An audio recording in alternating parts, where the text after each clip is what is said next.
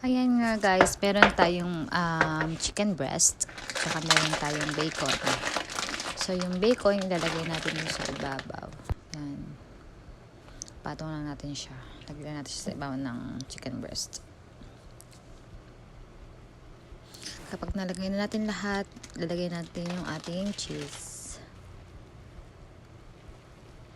Yung, and then i-roll natin.